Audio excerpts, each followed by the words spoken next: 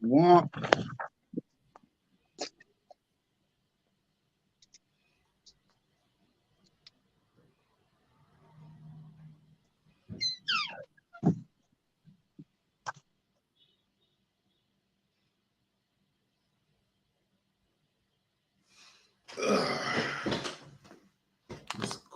Let's go.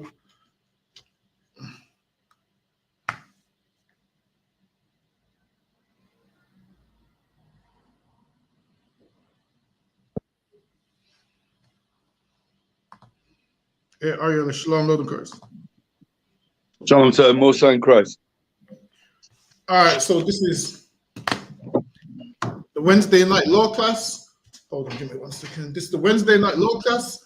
Also, remember, check out Commanding General Yohanna's radio show, which is 2 a.m. UK time. We have classes here. We have classes here Monday through Friday.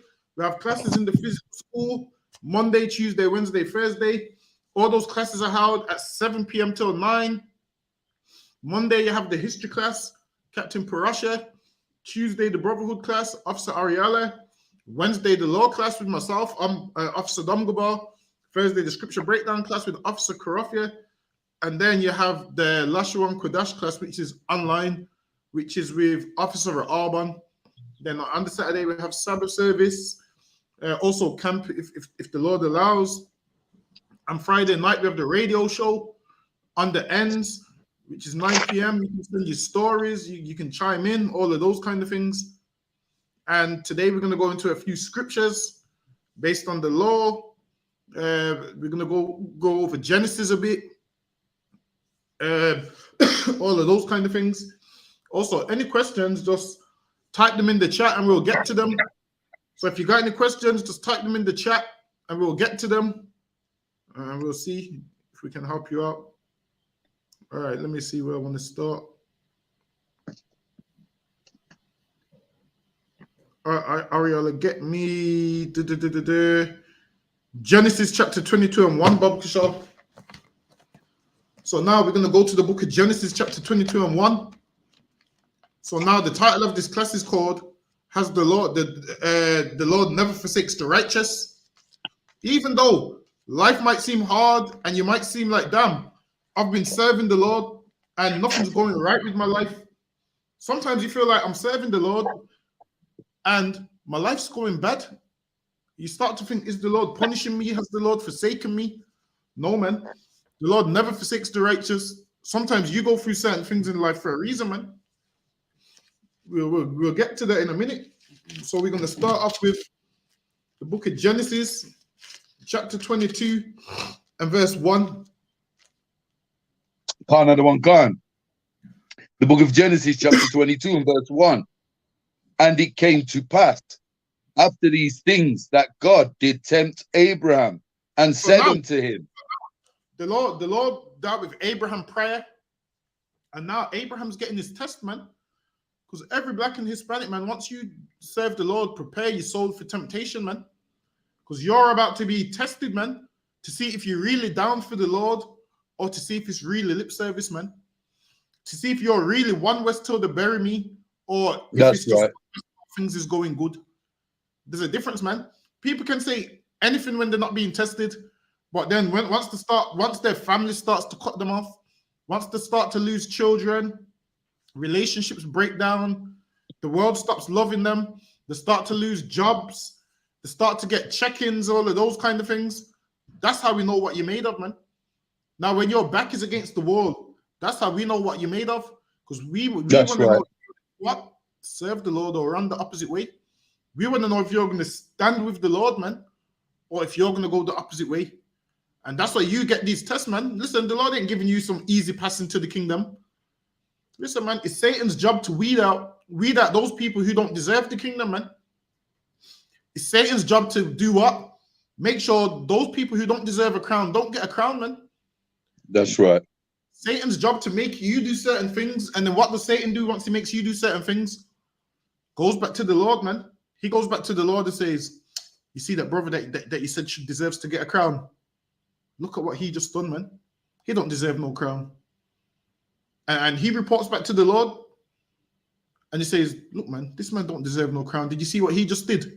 People make out like Satan and the Lord is enemies. Listen, man. The Lord, if you know the Lord is all powerful, how can anyone be his enemy, man? That's right. Like Satan works for the Lord, man. That's right. It's his job to make sure most people don't get a crown, man. It's his job to come in the way between you and that crown, and it's your job to fight against him and prove that you deserve that crown, man. And that comes down to you. Go ahead. Khan. Abraham, and he said, behold, here I am. And he said, Abraham, behold. Abraham said, behold, here I am. Go ahead. Khan. And he said, take now thy son, thine only son, Isaac. He said, take now thy son, thine only son, Isaac, man. Now, you know, Abraham had a next son, Ishmael. The Lord was only dealing with Isaac, man. So here it says, take thine only son, Isaac. Now, a Muslim will tell you this is a contradiction. This is how black people talk, man. Sometimes black people have children that they don't even acknowledge, man. That child grows up to be some crackhead or some homosexual or whatever. You don't acknowledge that child. You tell people, yo, I've only got one child, man. If you had two and one of them goes the complete wrong way, you tell people, yeah, I've only got the one child, man. Listen, the Lord said, take thine only son, Isaac, man. Go ahead. Khan. And he said, take thy son, thine only son, Isaac, whom thou lovest, and get thee. And it said, whom thou lovest, man. Now, Abraham loved his son. Abraham loved his son. And that's why the Lord said, whom thou lovest, man. Take thine only son, whom thou lovest. Now, if you knew how hard it was for Abraham to get a son, his wife was barren, man. He had to go into one of her handmaids. And then now, the Lord visited Sarah, man, and said, yo, this time next year you're gonna conceive. So imagine all of that. You've gone through all of that, can't have a child, and now you have a child, and now the Lord's telling you to take your only son. Go ahead. Khan. Take now thine son, thine only son, whom thou lovest, and get thee into the land of Moriah, and offer him there for a burnt offering upon one of the mountains. And it said, take your only son who you love, man. Imagine someone telling you to kill your child, man. Who you love.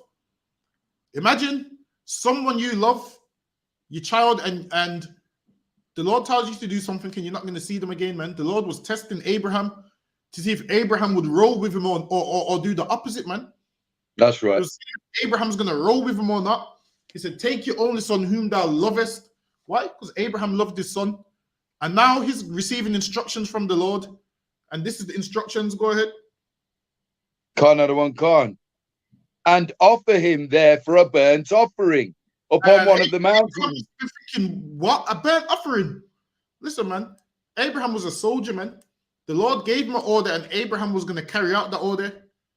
Abraham was going to carry out the order, man. Go ahead. Upon one of the mountains, which I will tell thee of. Go ahead. And Abraham rose up early in the morning and saddled his ass. Imagine for Abraham, that must have been a sleepless night, man. Imagine, tomorrow your son is going to be a burnt offering. Imagine your child who you love, that you've raised, that you've weaned, that you threw a feast for when he was weaned. Imagine this. The Lord said, take your only son. And Abraham didn't understand these things, but what did he do? Still serve the Lord, man. Which is what you should do. If you don't understand something, you should still serve the Lord. No matter what, That's man. right. That's right. Hold that there, but we're going to come back to that. Get me Genesis chapter 21 and verse 6, actually, but hold that in Genesis 22 because we're coming back there. Khan. The book of Genesis chapter 21 and verse 6. And Sarah said, God hath made me to laugh, so that all that hear will laugh with me. And she said, who would have said unto Abraham that Sarah should have given children suck? So now Sarah was stage, Sarah was like 90 something, and she was thinking, "Damn, I'm too old for a child." Because obviously, women have their menopause where they can't continue to keep having children, whereas a man, he can just keep having children and children and children. Whereas women, over time, their body don't work like it used to, man, and they go through menopause and all of those things. Go ahead. And she was like, that's why she laughed, because she's thinking, I can't have no baby in my old age. She's saying, I'm an old woman now, man. I can't have no baby. But read on. Another one gone. For I have borne him a son in his old age. And she bore Abraham a son in his old age. Why? Because if you know anything about Sarah, she was barren. Barren is like where you can't have children. So barren is where you can't have children. Just think, this is before IVF treatment and all of those things. This is before you could go to a lab and they take your egg and someone's sperm and they do all of that IVF. This is way back in the day where if you was barren, if the Lord don't open your womb, you're gonna die childless, man. That's what was going back at this day. Nowadays they got all these things that can give you, which helps you fall pregnant, which helps you conceive. You can take your egg, all of those kind of things. Back then, if you was a barren and every man wanted what? Children to continue his lineage, man. That's right. Continue his lineage. So if you was a barren back then, life is hard. Why? Because you couldn't give this man what he wanted. And men wanted sons to continue their family. And what did she do? She gave Abraham a handmaid, because why? She was barren. And then out of that handmaid, Abraham had Ishmael. Read on. Another one gone. And the child grew and was weaned. So and now the Abraham made weaned. So now when the child's weaned, that means they're no longer on breast no more. So the child grew and he was weaned, which means now this child is off the breast and can start to eat like certain foods now. So he was weaned. Go ahead. Another one gone. And Abraham made him a great feast the same day that Isaac was weaned. And he made a great feast the day Isaac was weaned. Go ahead. Another one gone. And Sarah saw the son of Hagar, the Egyptian, which she had born unto Abraham, mocking. And now they saw the son of the Egyptian making fun of Isaac. So now this is Abraham's oldest son, Ishmael. Go ahead. Another one gone. Wherefore she said unto Abraham, cast out this bondwoman and her son. No, she said, kick them out, man. She said, kick out this woman and her son. She said, kick them out. Go ahead. Another one gone. Cast out this bondwoman and her son, for the son of his bondwoman shall not be heir with my son, even with Isaac. He was mocking Isaac and whatnot. Who knows why he was mocking him? Maybe because he was just weaned and they celebrate the feast and then thinking it's a big deal. Ishmael's probably thinking this ain't no big deal. Look at this, man. He's mocking. Go ahead. Another one gone. And the thing was very grievous in Abraham's sight because of his son. And the thing was very grievous. So it was grievous in Abraham's sight, meaning Abraham didn't like this idea, man. This idea hurt him. Why? Because that's his son. He's thinking, I don't want to kick my son out. He's trying to do what a father would do. Because she said kick him out, and Abraham's trying to do what a father would do by not kick his son out. So it was grievous in his sight, meaning he weren't happy about this whole thing. Go ahead. Another one gone. And the thing was very grievous in Abraham's sight because of his son. And God said unto Abraham, let it not be grievous in thy sight. Now the Lord said, let it not be grievous in your sight, man. Meaning your rib's right. Sometimes, 9 times out of 10, your rib might be wrong. Sometimes she might be right. On this occasion, Sarah was right, man. Even back then, she understood she didn't want these two nations together, man. She didn't want this man heir with her son. She didn't want him nowhere near her child, man. She wanted them separate. So, like, you go ahead. Another one gone. Let it not be grievous in thy sight because of the lad, and because of thy bondwoman, in all that Sarah hath said unto thee. Hearken unto her voice. Now the Lord stepped in and said, listen to her, man. Kick Ishmael out. He said, send that woman and the bondwoman out. Go ahead. Another one gone. For in Isaac shall thy seed be called. But now it said, in Isaac shall thy seed be called. So now Abraham's hearing this. Abraham's hearing, kick Ishmael out. He's listening to the Lord. He kicks Ishmael out. The Lord said to him, in Isaac shall thy seed be called. So now Abraham's thinking, all right then, Isaac's going to have tons of children. In the next chapter, the Lord is telling him to kill Isaac. Now, Abraham wouldn't understand what's going on because it's like a roller coaster of events taking place. In Abraham's mind, he must be thinking, you had me kick out my first son, Ishmael, and now you're telling me to kill this son. Abraham could have turned around and said, I don't understand what's going on. I'm not going to do it. But what did Abraham do?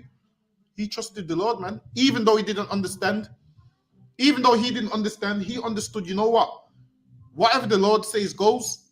And that's what it should be like in here. If there's things in here you don't understand, you do it, man. Because there will come a time when you don't understand it. Because imagine, Abraham must have been thinking, my wife was a barren, couldn't have kids.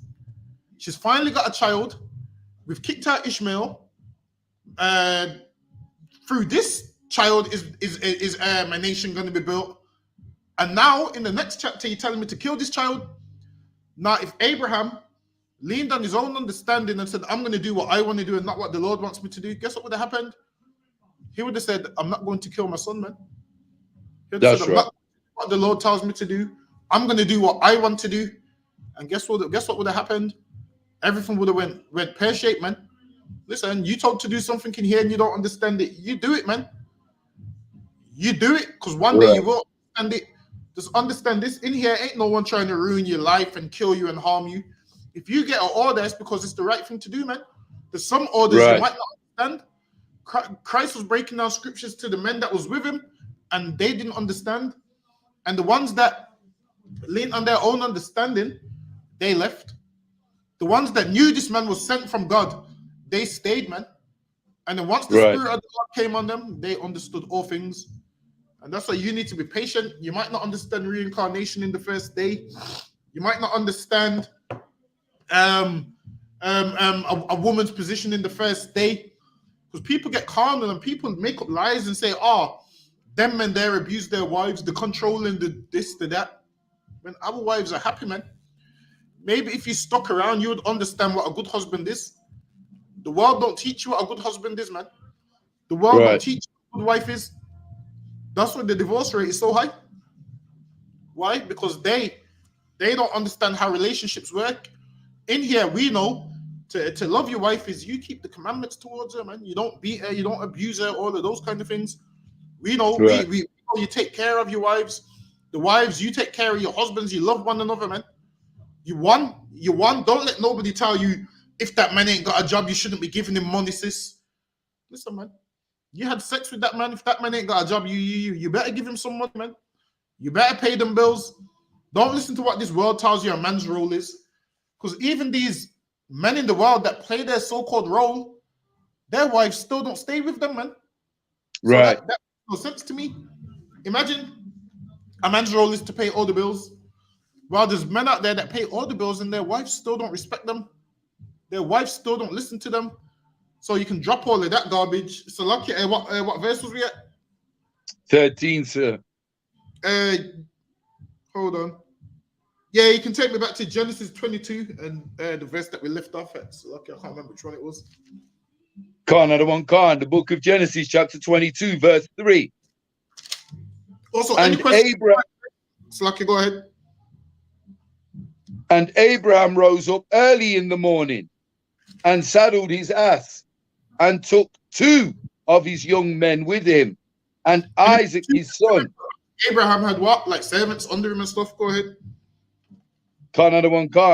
And Isaac his son, and clave the wood for the burnt offering, and rose up and went unto the place of which God had told him. Go ahead. Then on the 3rd day, Abraham lifted up his eyes and saw the place afar off. And Abraham said unto his young men, Abide ye here with the ass, and I and the lad will go yonder and worship and come again to you. To wait there. And imagine this. You're walking with your child, man. Your child that you love so much. and you're about to do something to this child because you're following orders, man. So lucky, go ahead. Another one, verse 6. And Abraham took the wood of the burnt offering and laid it upon Isaac his son. And he took the fire in his hand and a knife, and they went both of them together. Wood on him, man, and took the fire in his hand, and he's got the knife. Go ahead. Another one, And Isaac spake unto Abraham his father, and said, My father. And he said, He said what? He said, his father, and said, My father. Imagine, man. You're about to take your child's life, and your child looks at you and says, My father, man. This is a child who you love, which you've wanted your whole life.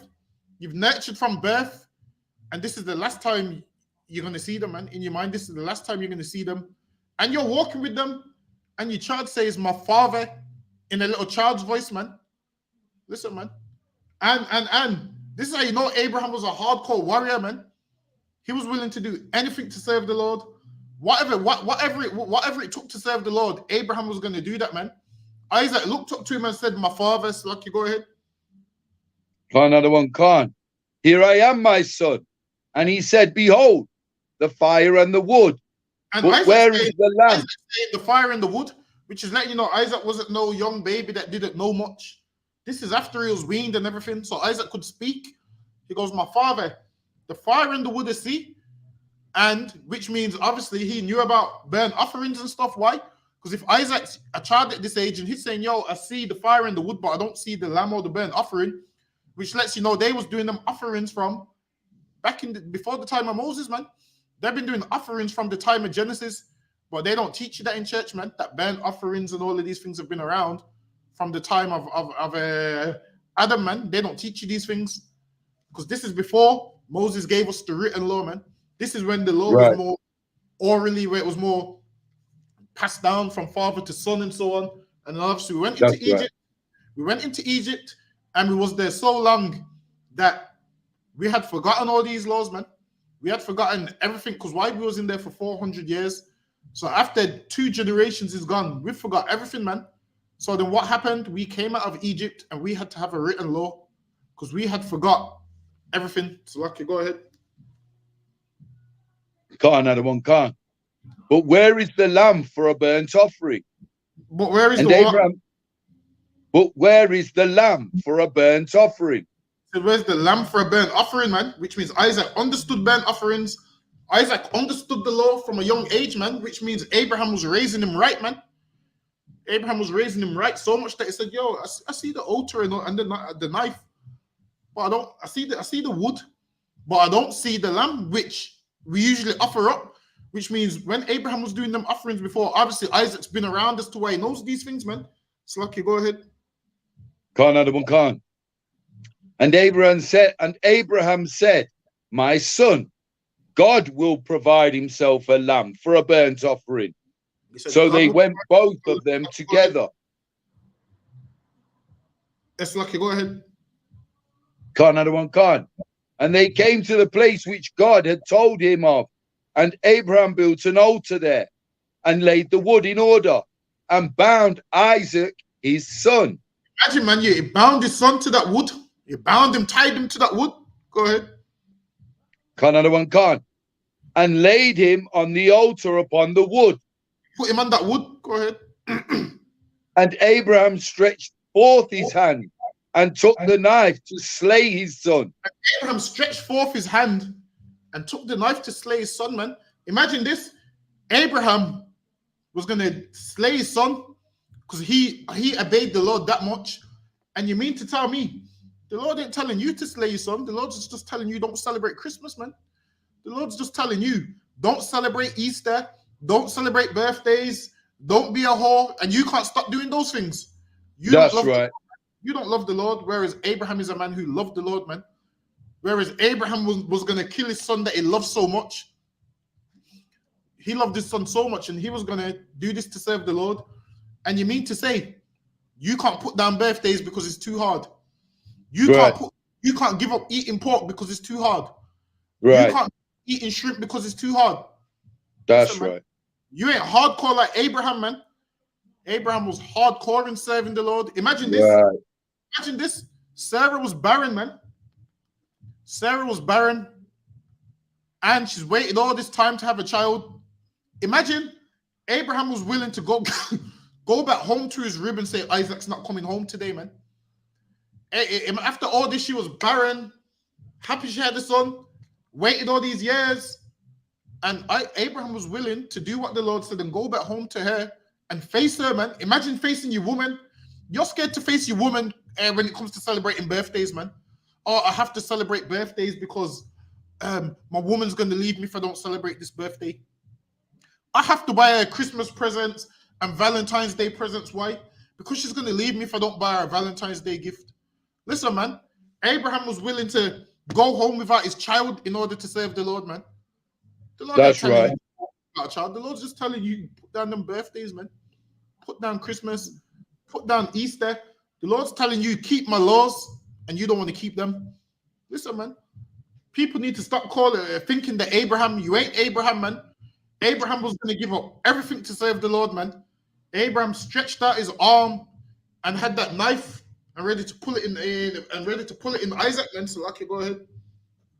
Another one, verse 11. And the angel of the Lord called unto him. Salakia. And the angel of the Lord called unto him out of heaven and said, Abraham, Abraham. Man, and Abraham, he said, here. Abraham was in motion, man. The angel had to call him twice, man. The Abraham had to say, Abraham. Abraham's still in mode, ready with that knife, man. The angel had to call him twice. Abraham. Abraham. Go ahead. Another one, Abraham, Abraham. And he said, here I am. And he said, lay not thine hand upon the lad. Don't put your hand on the lad, man. This was Abraham's test, and Abraham passed his test. And imagine your test was not to celebrate Christmas, and you failed your test, man. Because them kids ain't going to love you if you don't buy them presents. That's right. I'm be a bad dad if I don't buy them presents. Here, Abraham didn't care about being a bad dad, man. Abraham didn't give a damn about what the world thinks about him, and they're going to say he's a bad dad. Abraham cared about following the laws of the Lord, man. That's right. How about you? How about you take some strength and some inspiration from our forefather Abraham, man? Right. Abraham was willing to lose his child, and I might lose mine if I don't buy them Christmas presents because the mom might take them away. At least there will be a life somewhere, man. You're crying about I can't see my children if I don't buy them a Christmas present. My mom's not gonna love me if I don't buy her a Mother's Day card. My wife ain't gonna love me if I don't buy her a Valentine's Day gift. Forget all of that, man. You come up in here and get some strength. Get that strength that Abraham had, man. Whereas he was willing to do everything, man. And when the Lord seen that Abraham was riding with him, what did the Lord say to Abraham? Don't harm the lad, man. Listen, the Lord could be telling you to do something, and the Lord stops you right at the end, man. The Lord could be telling you to do something which sounds absurd, man, just to see if you're going to listen to him or not. And then at the end, the Lord says, no, don't do that, turn around. Listen, man, Abraham had his test here, and once the Lord seen this, the Lord said, this man's faithful, man. This man is loyal. This man's wife was barren, couldn't have children. I gave her a child. I promised this man in Isaac shall thy seed be called. But in the next chapter, I told him, offer Isaac for a burnt offering. Abraham must have not understood what was going on, but he understood I must serve the Lord no matter what, man. He understood what the Lord says I must do, and I must serve the Lord. Salaki, go ahead. Another one, Verse 12. And he said, lay not thine hand upon the lad. He said, neither do thou. Salaki, go ahead. Neither do thou anything unto him. For now I know that thou fearest God. Wait, what did he say? He said he knows what? For now I know that thou fearest God. He said, now I know that you fear God, man. Abraham feared God. And you celebrate Christmas, why? Because you don't fear God. You celebrate Easter and Mother's Day and go and bend your knee for Charles because you don't fear God.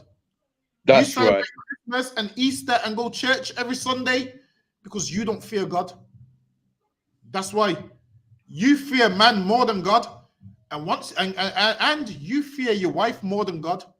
Imagine you would rather upset the Lord to please your wife. That's what you'd rather do. To please your wife, you'd rather upset the Lord. To please your wife, you'd rather go against the laws of the Lord because you don't fear God. But who do you fear? Your wife, man. Who do you fear? You Christian pastor. Who do you fear? The oppressor, man. That's why you worry about what they think, man, and not what the Lord thinks. Maybe if we stop fearing them and started to fear the Lord more, we would do what the Lord says. So, like, what verse are you at? Halfway through 12, sir. Go ahead. Khan, another one, Khan. Seeing thou hast not withheld thy son, thine only son from me. Lord, seeing thou hast not withheld thine son, thine only son. The Lord tested Abraham with something that he loves. And if you can give up something that you love, it shows that you can serve the Lord, man. He tested him with something that he loves dearly. Because why? While it is when you love something, you cling on to it and you hold on to it, man. And there's some people that love money, so they will never come in here. Why? Because that money means more to them than serving the Lord.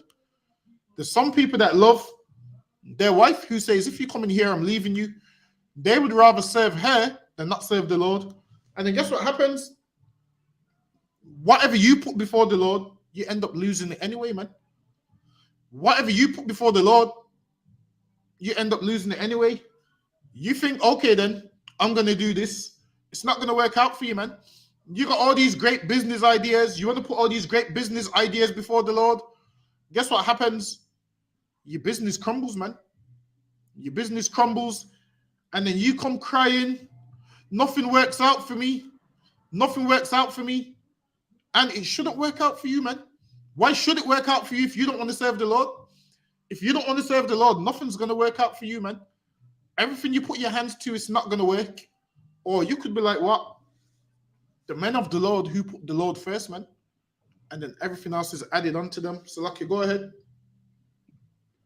Khan, another one, Khan. You want me to pick it up at 14, sir? Yeah, Khan, go ahead.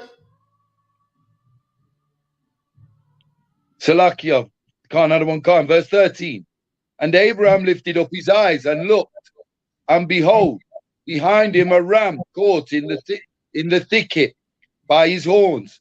And Abraham went and took the ram. Now the sacrifice is here. So now the sacrifice is here, man. Which the Lord said, obviously, first he said Isaac, the Lord said, don't hurt the lad. And a ram came out of nowhere, man. Listen, man. The Lord finds a way. You might not understand something, but if you follow these orders and serve the Lord will find a way for you also, man. Go ahead. Khan, another one, Khan. And Abraham went and took the ram and offered him up for a burnt offering in the stead of his son. Go ahead. And Abraham called the name of that place Jehovah Jireh. So now he named that place. So now he named that place. Why? Because there were certain historical things that happened in the Bible, and they would set up certain like memorials, like, well, this happened here. This is what this place is called. This is whatever. And what you find is they didn't worship these places, but later on, people began to worship these places. Like there's a next one, man. There's a stone that Jacob put his head on.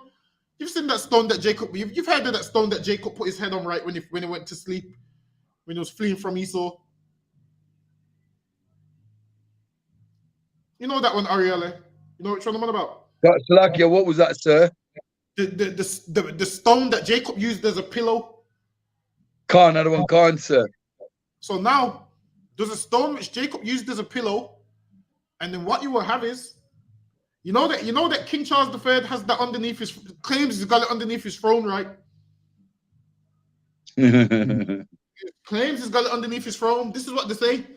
They say the prophet Jeremiah went to Ireland and he brought this stone to Ireland, And then they say this stone went from Ireland to Scotland.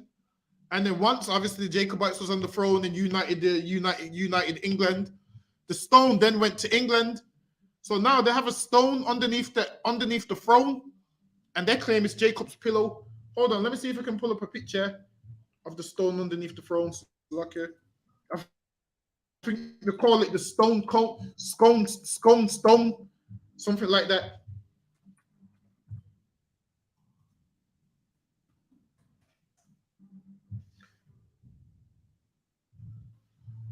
Hold on, let me see if this is the right one.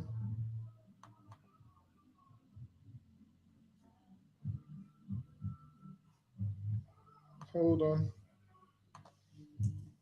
I just want to show you so no one knows I'm not making it up.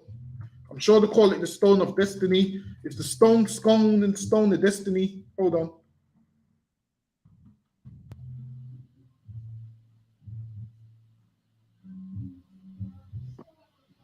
And obviously, people tell you it's folklore. They know it's folklore, but obviously, they believe anything.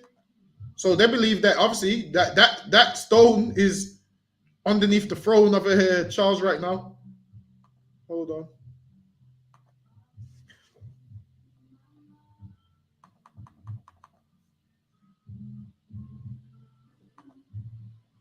All right, so now here it says Stone of Scone. It says the Stone of Scone, Scottish Gaelic, Scotstain, also known as the Stone of Destiny, is an oblong block of red sandstone. Oh, so lucky, hold on.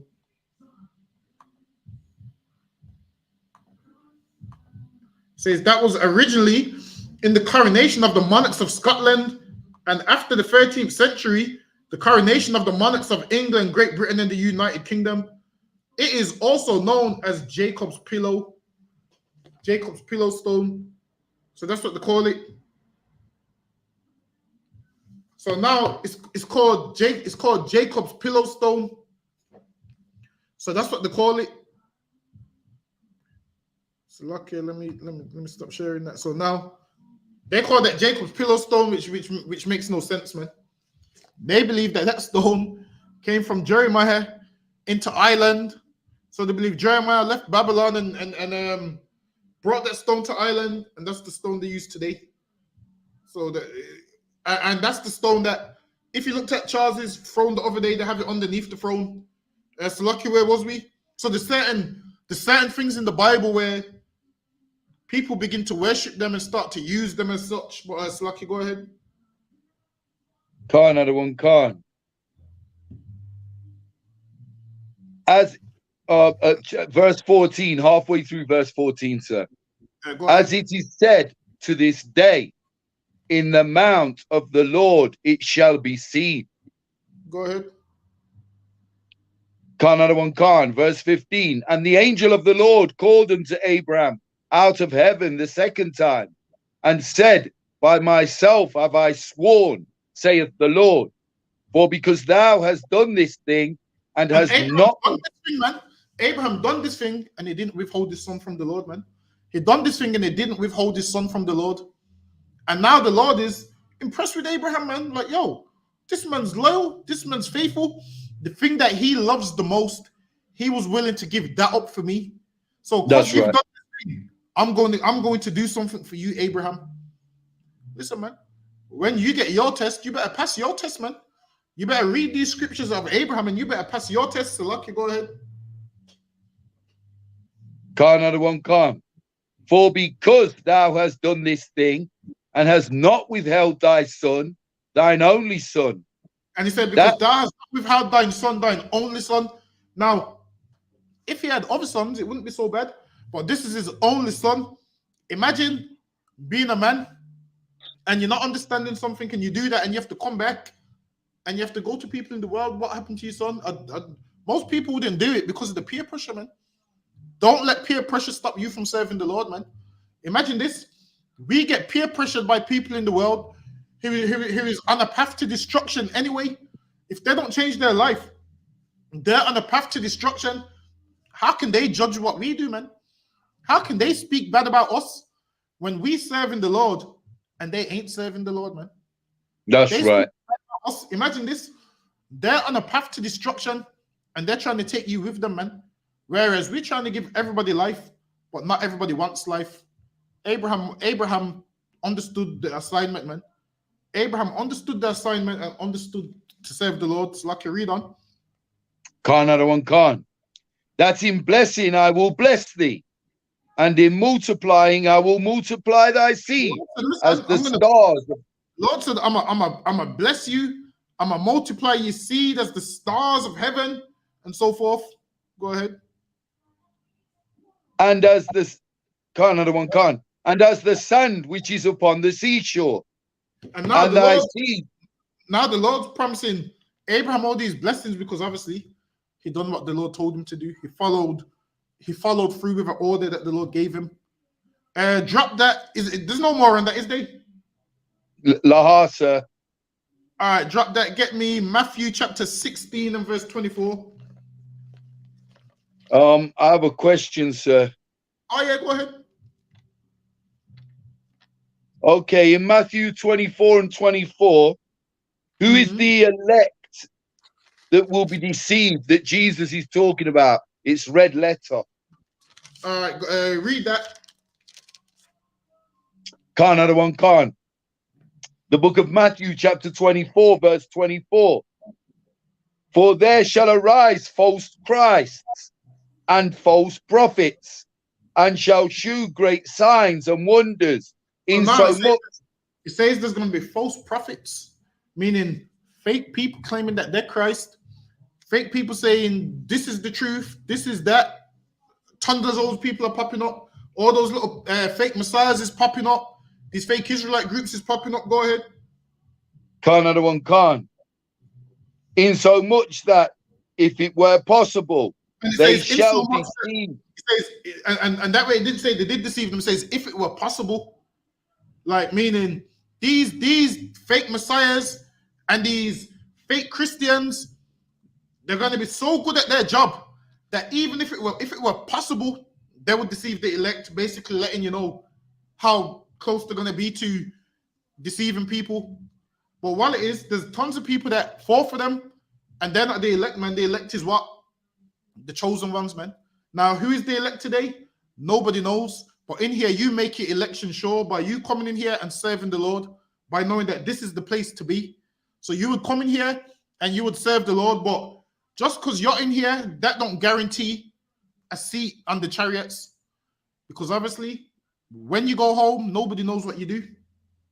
When you go home, nobody knows if you light up weed, cigarettes, you vaping, all of those kind of things. Nobody knows. You're a drug addict, you're a drug dealer. Nobody knows. So only you can make your election sure. So read on. Khan. Behold, so now Christ is giving his men telltale signs. Why? Because he knows what's going to happen. This Matthew, the 24th chapter, is what? This is talking about the times that we're in now, closer to the end of the world. What's going to happen? There's going to be many fake messiahs coming up saying, I'm he. There's going to be many people saying that they're Jesus Christ. There's going to be many people saying, follow me, I've got the way.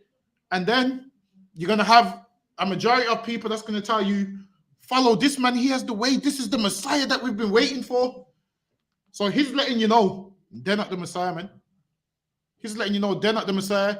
So he's putting things in here, signs in here to let you know when these things happen, don't fall for it. Go ahead. Khan. Behold, I have told you before. Wherefore, if they shall... He's like, I've told you before, and now he's telling us again, man. He's writing these records, letting us know, I've told you before. Go ahead. Khan.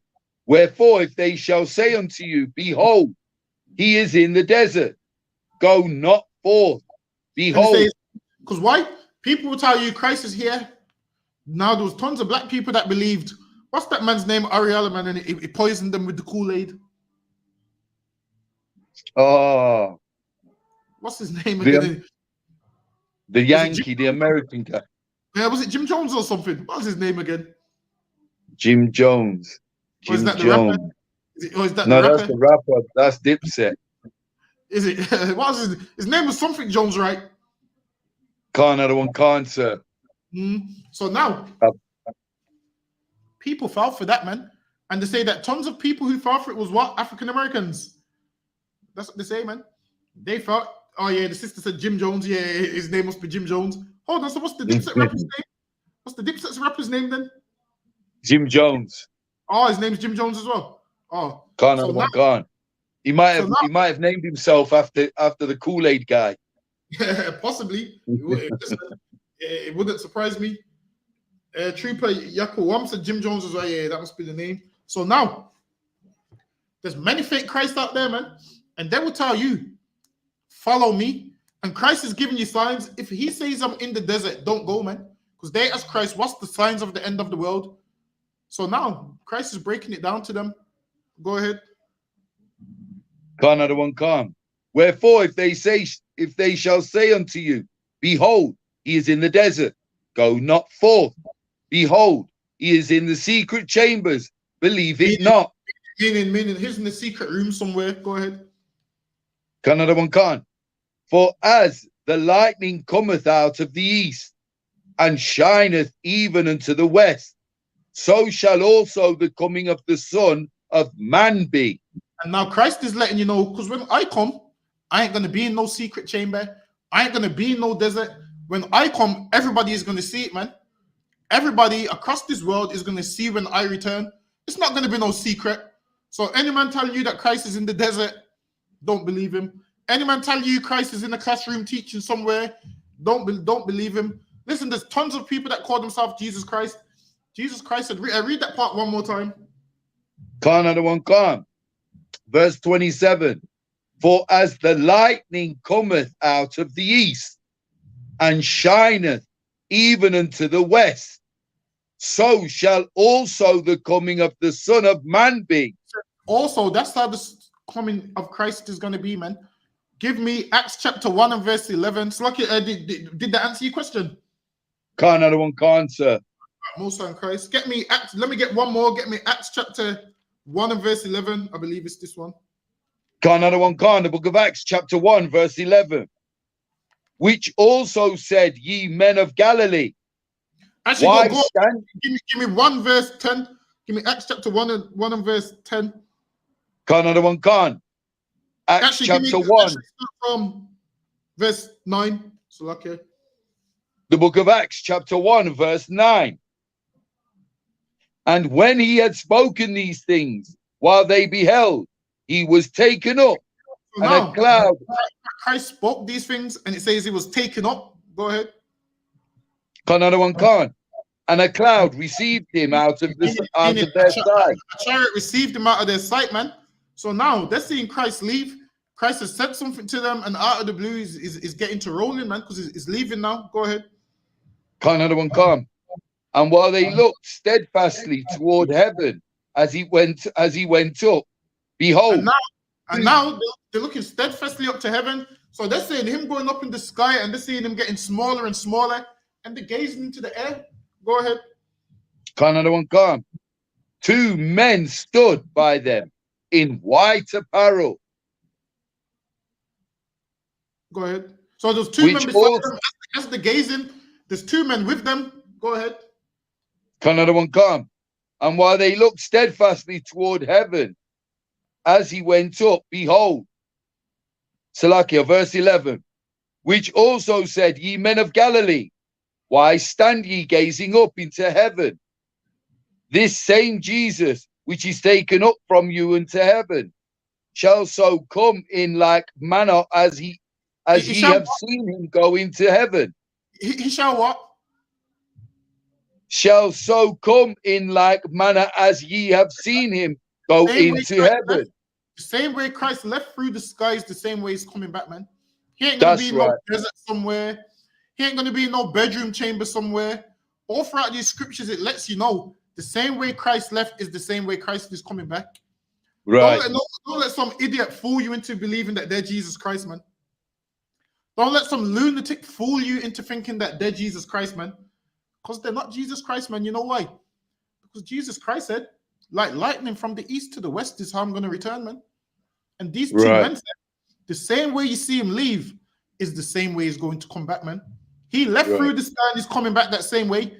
Don't let some lunatic in a building somewhere tell you that he's Jesus Christ. Now, if those brothers and sisters knew the scriptures, they could have never got killed by Jim Jones, man.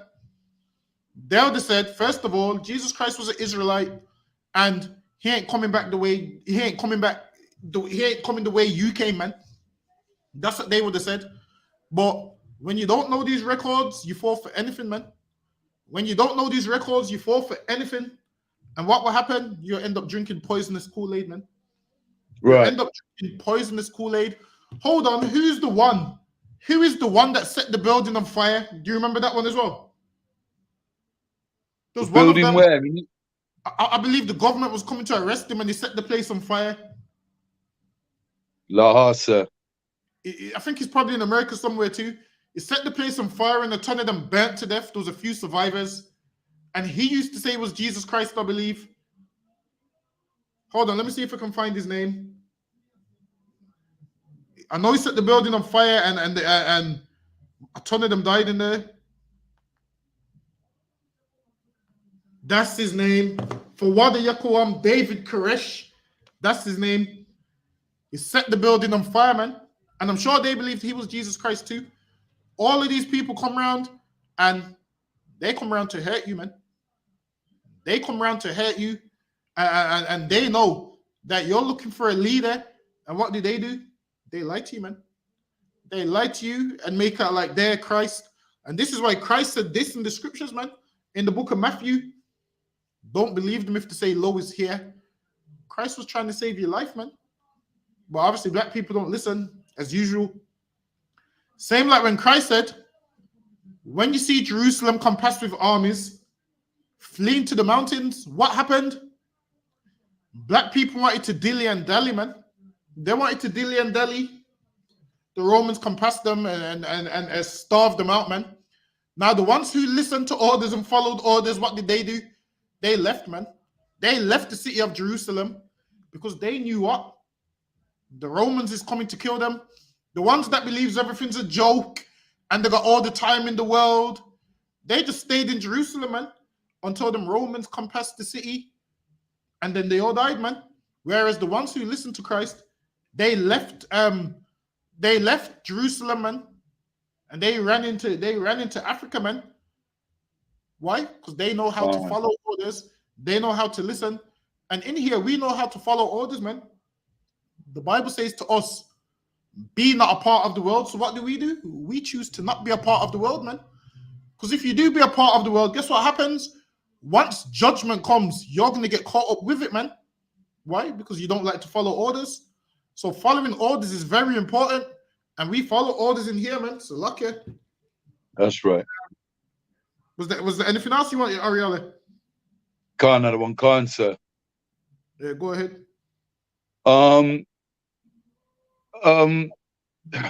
What is the question is, sir, and then I'll give you a precept that might help, but I can't break it down myself. Go ahead. Okay, what is the location of Mount Seir, and how do we know through the scriptures the exact location? And if the Edomites, the seed, the generations of Esau, are the original inhabitants of Mount Seir, how the hell did they get to Europe if Mount Seir is not in Europe? How did they get to Europe? Let me ask you a question. If we the proper inhabitants of Israel, how did we get to Europe? No, but we've got a Salakia, sir, if I may. There's recordings all throughout the Bible of how we got to Europe. Mm-hmm. You know, we can go to the Maccabees and the northern tribes from the northern kingdom to give us an idea how we got to Europe and how we ended up in Europe. But how did the Edomites get to Europe, and what is the exact location of Mount Seir? And if it's in a place outside of Europe, how did these Edomites get to Europe? and where is it recorded? All right, then. So now, with the Edomites, Mount Seir, it is by the Dead Sea, I believe. I believe Mount Seir is by the Dead Sea. So what you will have is, once these European families have their children, they would split up and travel. So as this oppressor started to go and conquer the whole earth, he branched off different places. Like with the Roman Empire, for example, they all went their different ways. So obviously under their 4 generals, one man would take over this land, one man would take over this land, and they traveled the same way everybody else travels. But the reason you wouldn't find Esau's locations in the Bible is because the Bible's not about Esau, it's about us. So what you would have to do is you would have to look at their history to find out where they traveled. So what you'll find is obviously they branched out all over the world. So wherever land was, Esau's going to go there and conquer it. So they would move from one location to a next location, to a next location, to a next location. So they just travel the same way everybody else travels. So Mount Seir, it was by the Dead Sea, I believe. Salakia, sir, if I may. Go ahead. Yeah, in Ezekiel, the chapter 35, verse 2, it talks about the Most High's disdain for Mount Seir and its inhabitants and how he's going to destroy it. But there's no recording of who these people actually are. Shall I read it, sir? Go ahead. Khan, is it the book of Ezekiel, chapter 35, verse 2? Son of man, set thy face against Mount Seir.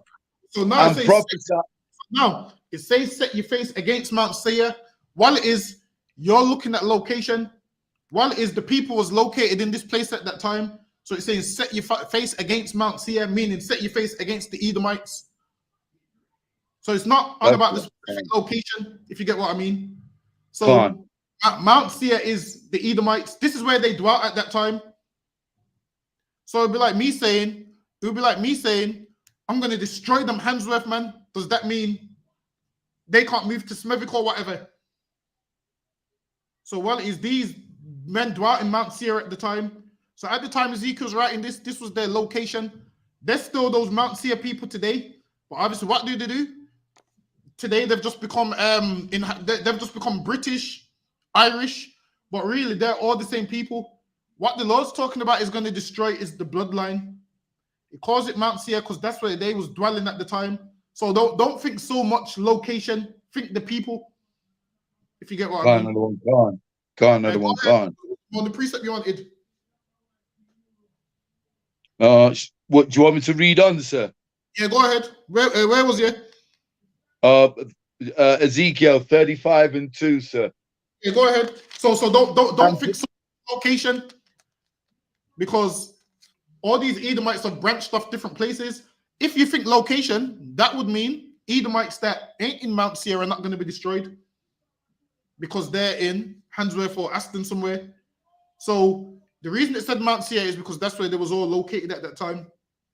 That's why it says that. It's like when the Lord calls us sometimes Jerusalem, if you get what I mean. So look at it like that. Look at it like the people and not the location. Go ahead. And prophesy against it, and say unto it, thus saith the Lord God, behold, O Mount Seir, I am against thee, and I will stretch out mine hand against thee, and I will make thee most desolate. And I will make thee most desolate, man. Go ahead. I will lay thy cities waste, and thou shalt be... And it says, I will lay thy cities waste, man. Meaning all of these Edomite cities, man, the Lord is going to destroy them. All these places where they believe they got strongholds and all of these places, the Lord's going to destroy all these places. Go ahead. Sir. Salakio, is this a precept for World War III, sir? Read on. Yeah, Khan, this is leading into it, basically. I will lay thy cities waste, and thou shalt be desolate, and thou shalt know that I am the Lord. So now, World War III, what's going to happen? The Lord is going to destroy them, all of their cities, man. The Lord is going to destroy them and all their cities and all their people. And now this is letting you know this in Ezekiel. Go ahead. Can't another one come? Because thou hast had a perpetual hatred and hast shed the has had a perpetual hatred. And he says, because thou hast had a perpetual hatred, meaning what? They've had a continuous hatred towards black people, towards blacks and Hispanics. They've had a continual hatred. So the Lord is going to destroy them and all their cities.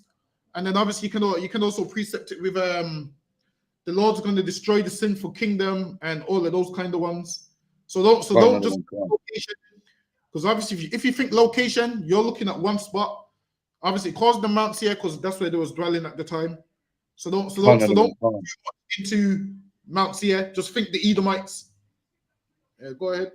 That answer your question, though. Khan, sir, Khan, other one Khan.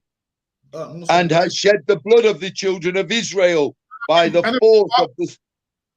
Has shed the blood of the children of Israel. And they've shed the blood of the children of Israel. So this is why they're going to be destroyed, man. Because they've shed our blood everywhere they are, everywhere we are, everywhere they are. They shed our blood. Go ahead. Khan, other one Khan. Has shed the blood of the children of Israel by the force of the sword. Crofty just posted an excellent precept in the chat as well that will help you. Give me Genesis chapter 36 and verse 8. This will let you know. This one will answer it for you. Shall I drop that, sir? Yeah. Drop that and get Genesis 36 and verse 8. The book of Genesis, chapter 36, verse 8. Thus dwelt Esau in Mount Seir. Esau is Edom. So it said Esau dwelt in Mount Seir. Esau is Edom. So that's where they dwelt. And Esau is Edom. So that's why when you read Ezekiel, the Lord said, prophesy against Mount Seir, because Mount Seir is where the Edomites dwelt. So does that answer it all? Can't, another one can't, sir. Also in Christ. Was there anything else or? Yeah, I've got one more, but I'll save it till the end, sir. Go ahead, you can get it. What is it? Oh, I've got to find it, sir. It's in my notes. All right, no sweat. Well, you want to find it now or? I can do, sir, if you give me a second. Oh, yeah, go ahead.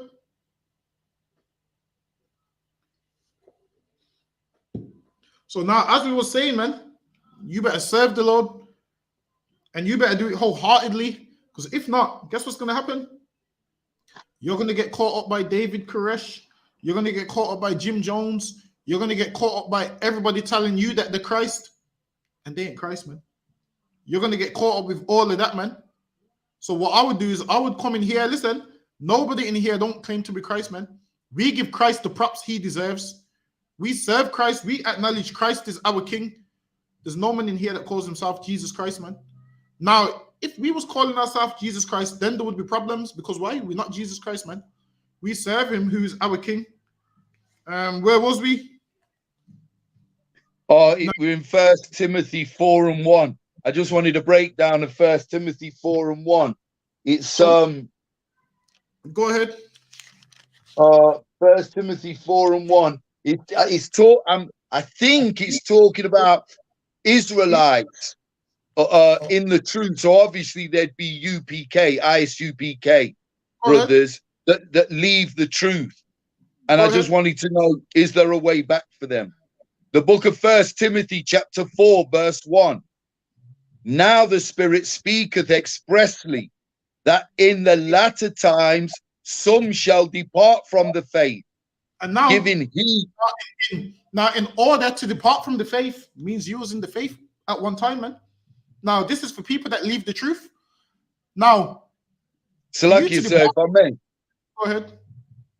So the truth can only be found in ISUPK. So this is specifically about ISUPK brothers and sisters. Exactly.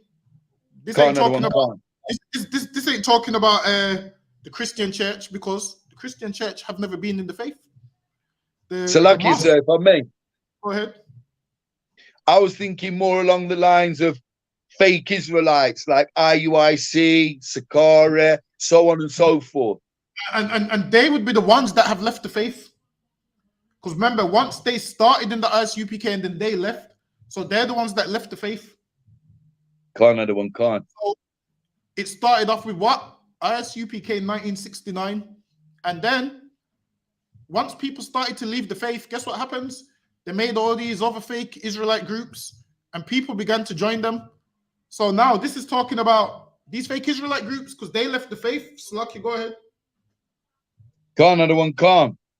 Giving heed to seducing spirits and doctrines of devils. Meaning what? The Lord says he has one spirit, man. And now they're giving heed to seducing spirits, meaning someone's seducing them, man. They're being seduced with a different doctrine. They're being seduced with, a man should only have one wife. They're being seduced with, a woman should be allowed to teach. They're being seduced with, the law's done away with. We don't have to keep the law. We don't have to keep the law. We can eat pork because Christ only cares about our heart.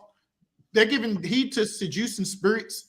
So this is why one day they'll be teaching the truth, and then guess what happens? Next week, they're teaching something totally different, man. Next year, they're teaching something totally different. Why?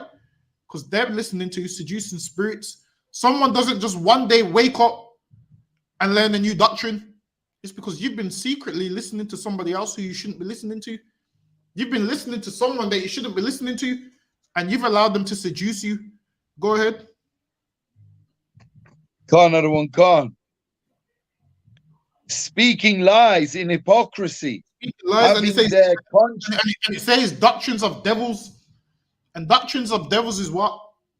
A man can only have one wife. That's a doctrine of devils, man. Who teaches that? The Roman Catholic Church teach that, man. The Roman Catholic Church teach you can only have one wife. That's a doctrine of devils. Whoever's teaching that, they've been seduced by seducing spirits, and now they're teaching doctrines of devils. A man can only have one wife. Doesn't say that in the Bible. Go ahead. You was never taught that in here. So lucky, go ahead. Another one can't. You just mentioned something about women, sir. Women teaching. Go ahead. I think of a precept of it in Titus 2 and 3. Yeah, go ahead. You wanna pull it? Yeah, I can do, sir. Yeah, go ahead. Another one can't. The book of Titus, chapter 2, verse 3. The aged women likewise, that they be in behavior as become holiness, not false accusers, not giving too much wine, teachers of good things. Aged women, man. The aged women, that they behave themselves well. You're an older sister. You're meant to behave yourself well, man. So younger sisters can do what? Look at you. Like you see the other day when all the sisters was posting sisters that they look up to on Facebook. That's the older women, man, who behave themselves well. Now, if you've got a bad attitude, no one ain't going to post you for no appreciation post because you're a terrible person, man. You're a terrible person that wants to be horrible and bitter, and nobody ain't going to post you as an example. Be like these sisters here, man. Be like these sisters who's One West. Be like those people. So, Lucky, go ahead. That's right. Another one can't. That they may teach the young women to be sober, to love their husbands, to love their children. That's what you teach them, man. You teach them to love their husbands, to love their children. That's what you teach them. Hold on 1 second. I'm looking for another preacher. Actually, hold on. Go ahead. That's it on that, sir. You teach them to love their husbands. Now let me get a next one. Give me 1 Corinthians chapter 15 and verse 33.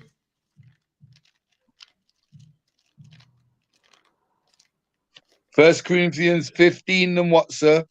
Verse 33. The book of 1 Corinthians chapter 15, verse 33. Be not deceived. Evil communications corrupt good manners.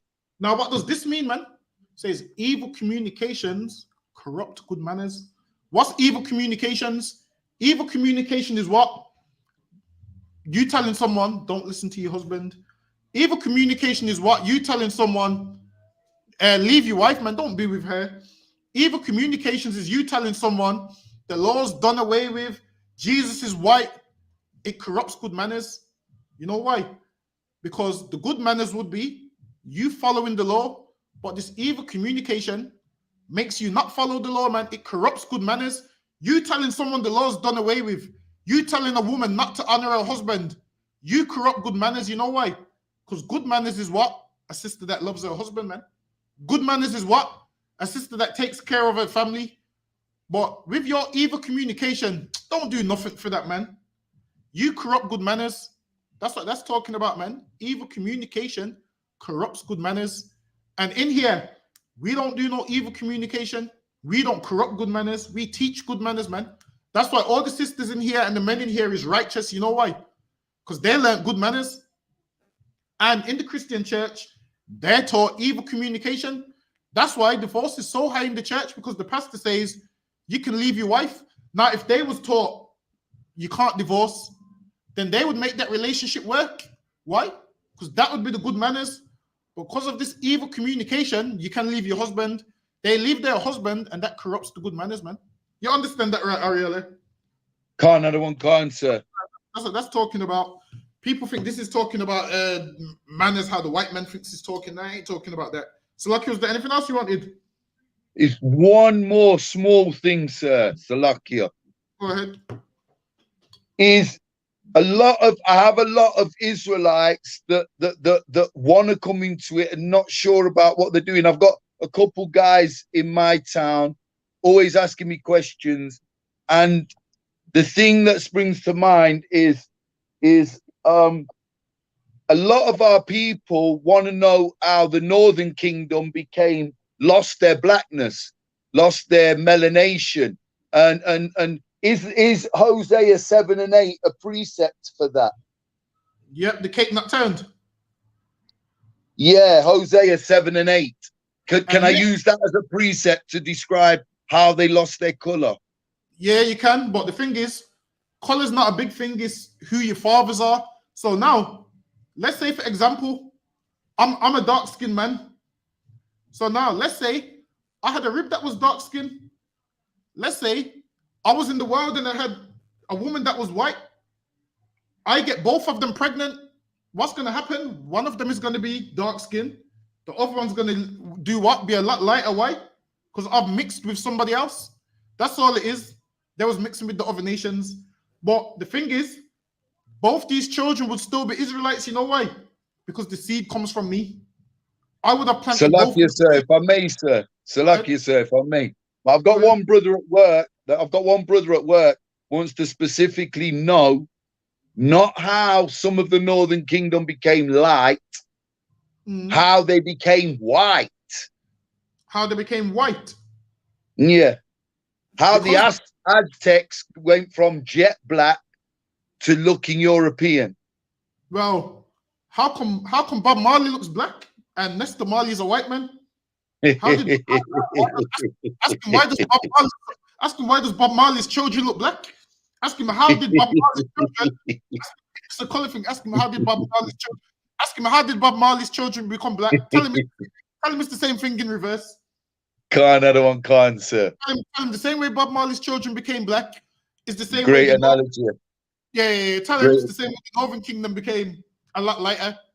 Because why? We're mixing with people that we shouldn't be mixing with. That's all it is. Tell him as long as their fathers are Israel, they could be blue, they could be green, they're still an Israelite, man. Tell him it's the seed that matters. Or ask him, when you see him, ask him how did show him a picture of Nestor Marley, and then show him a picture of Bob Marley's sons and say, well, if they came from this white man, how did they become so dark? And then when he answers, you just give him the same answer in reverse, because we're mixing with people that we shouldn't be mixing with. That's all it is. Another one can't, sir. So yeah, we're mixing with people who we shouldn't be mixing with. So yeah, you just give him that analogy. How did Bob Marley's children become black? Because I'm sure Bob Marley's got some. Hold on, let me pull up a picture of some of Bob Marley's children. Who's the darkest one out of all of them? Ziggy Marley's dark. Let's pull up a picture. Damien's red. This ain't even give me. Hold on, let me pull up a picture of Ziggy Marley.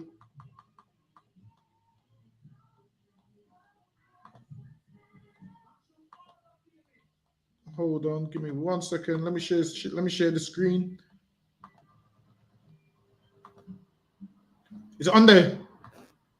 So now you ask him. Another one, can't. Ask him how did this man become black?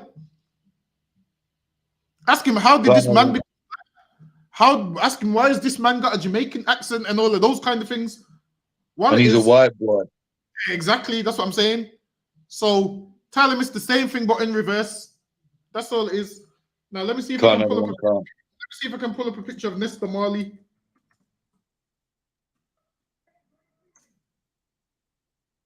There's any pictures of him on the internet? Hold on.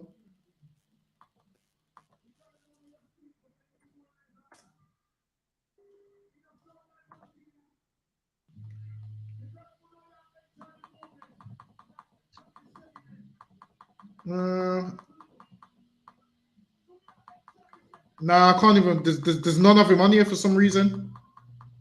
I think, sir, Salaki, if I may, sir, the argument the guy gives me at work is that to get so white, they must have had white fathers at some stage. But say to him, how did Bob Marley get so black with a white father?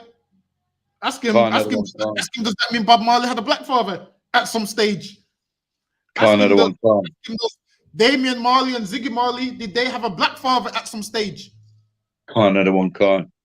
That's what you ask him. Just use reverse psychology. Say, well, I guess Bob Marley's grandkids had a black father at some stage. That's it. So what is focusing too much on color, whereas color is got nothing to do with it. Obviously, color has nothing to do with it. It's the seed. So if that father's an Israelite, the child's an Israelite, no matter how they come out. Listen, if a black man goes to China and has sex with a Chinese woman and has a son, and that son has sex with a Chinese woman and has a son, eventually that child's gonna have them chinky eyes. That child's gonna be short like the Chinese, but the child is still gonna be an Israelite because the seed can't be mixed. While it is, men are just having sex with women that they're not supposed to. So yeah, tell him, obviously, if their father is an Israelite, then the Israelites. So that's all it is. Obviously, tell him don't look too much into it. It's looking too much into color. Because say, for instance, I've got a brother that's light skinned, and I got another brother which is dark skinned, and we both have the same mother and father. So tell him don't look too much into color. Color is not that much of a deal as is making out. Or if color made you an Israelite, Bob Marley's an Israelite. That's it.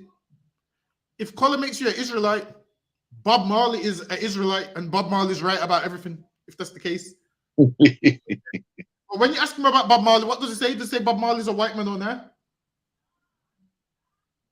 Oh, he thinks Bob Marley's one of us. See? And as he saw Nesta Marley. Nesta Marley's Bob's middle name. No, but what? No, I'm sure Bob Marley's father's name's Nesta Marley, right? I'm sure it was Nesta. Hold on. What's his father's name? The Welsh sailor. He's a Welsh sailor. Hold on, Bob Marley's full name, sir, is Robert Nesta Marley. Here's Bob Marley. Is this Bob Marley's father? Hold on. Give me 1 second. Let me find his father's name.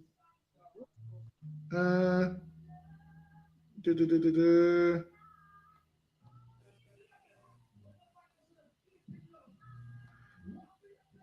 know, there's a picture here. Hold on.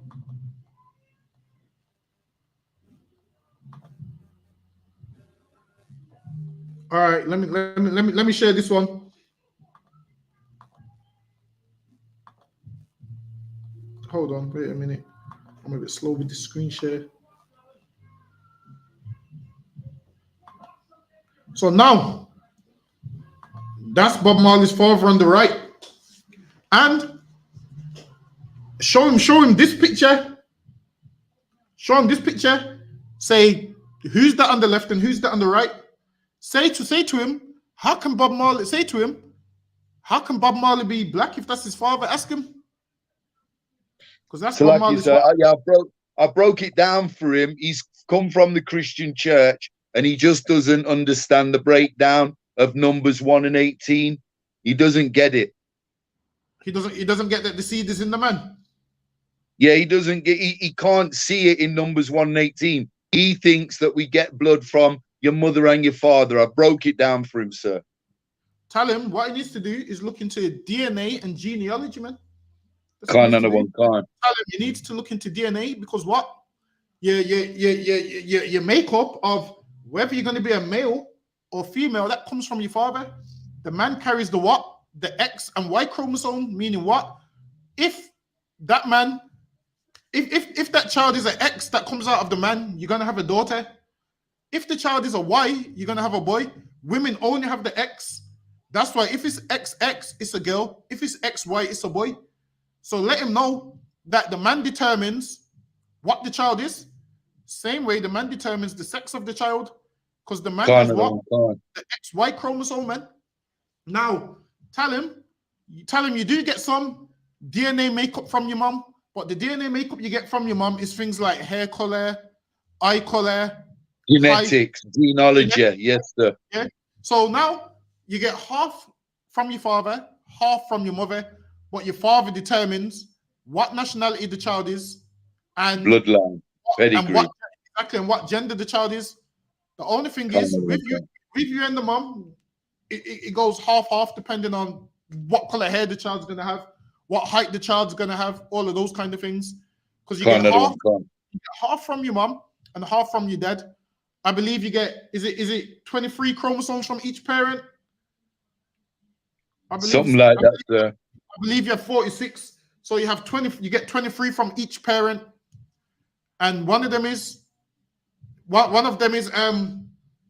eye color, hair color, those kind of things.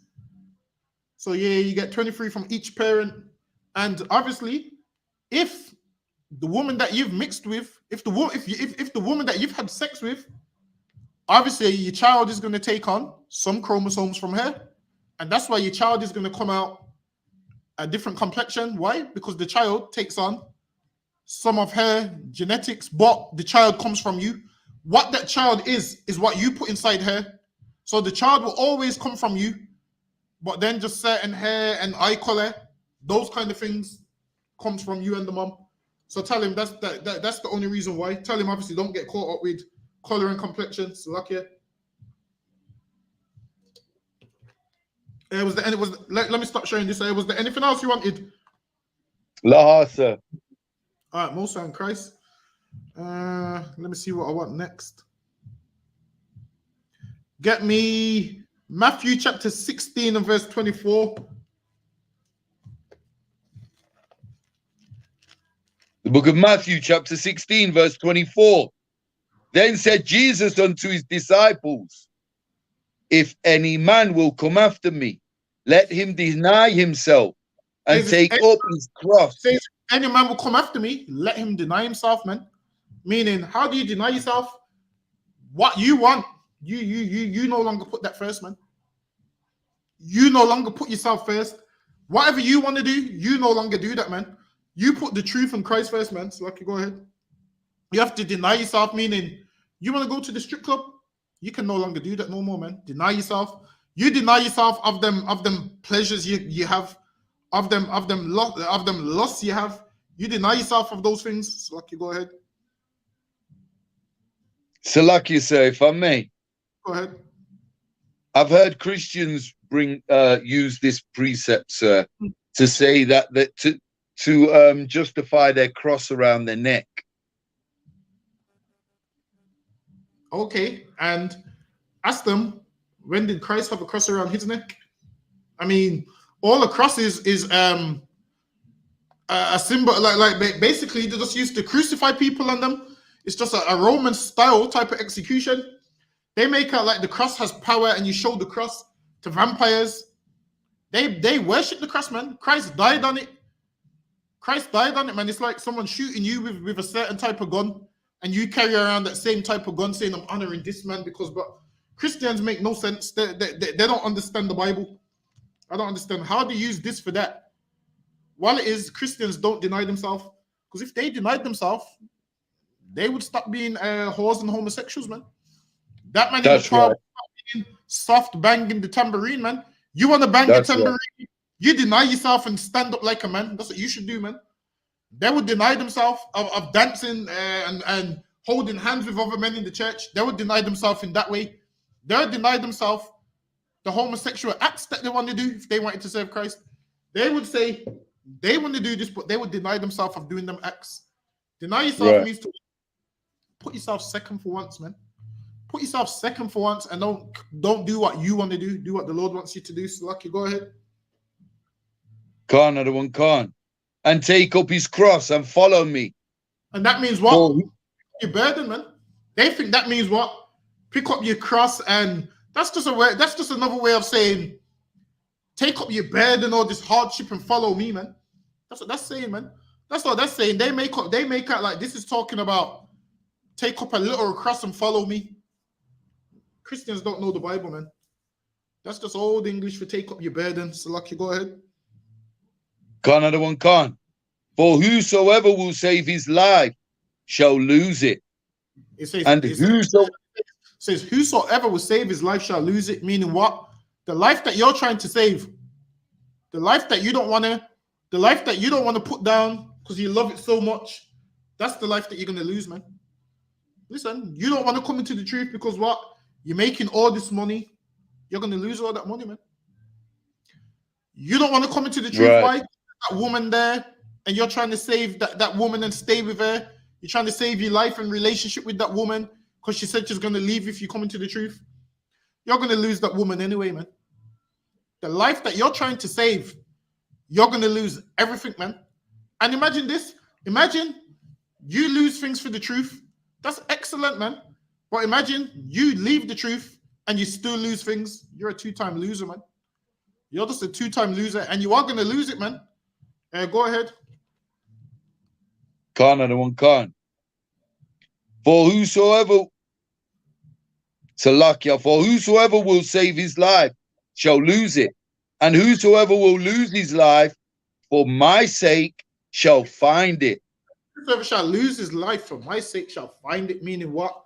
A man that puts down drugs, man. A man that puts down going to the strip club and doing all kind of heinous acts. That man, he finds life, man. Because why? He's gave up that disgusting life he was living. He's gave up that disgusting life he was living. And now he serves Christ. And now he's now in the truth and doing the right thing. He finds his life. But those other people that try to keep their life, they're going to lose it, man. They're going to lose it. And it always happens. People that leave the truth for short-term happiness, they never find this happiness that they're searching for. They never find this happiness that they're out there searching for, man. So, luck, is there any more on that? La, sir, that's it, sir. All right, get me John chapter 6 and verse 63. So even if you don't understand something in the truth, man, you still stay, man.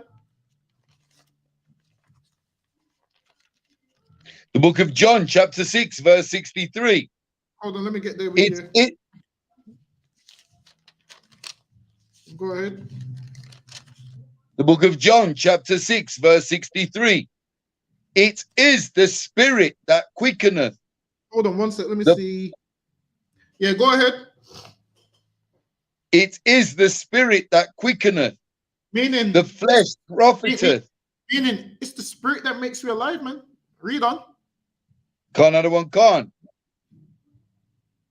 The flesh profiteth nothing.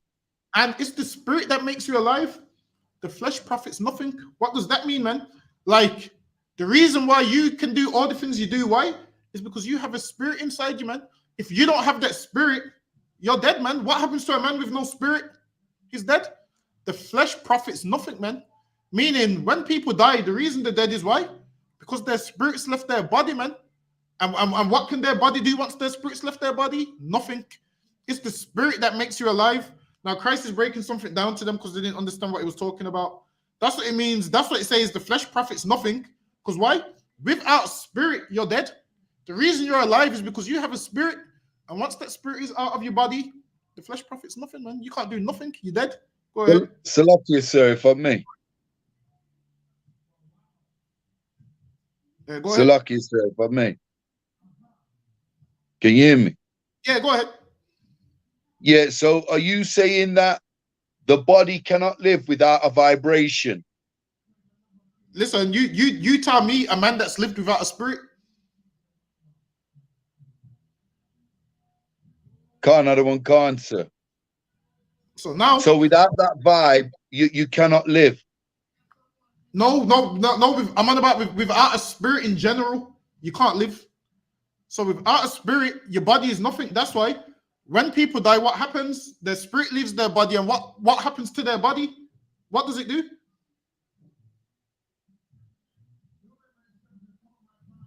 Yeah, the flesh dies, crumbles, withers. It withers. And that's why here it says the flesh profits nothing. Because now once you don't have that spirit, your body does nothing. Your body just goes in the ground.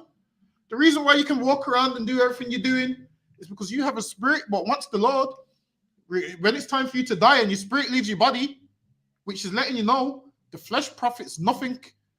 Now your body is just a shell which houses your spirit basically. Salaki, sir, if I may. You're just a shell. So lucky, go ahead. But don't we push that the spirit is a vibe?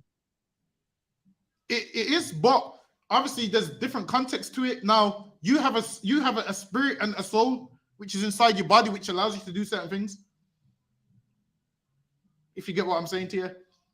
Another one can't. So now what you're talking about is you're talking about the spirit of the Lord. That's what you're talking about there.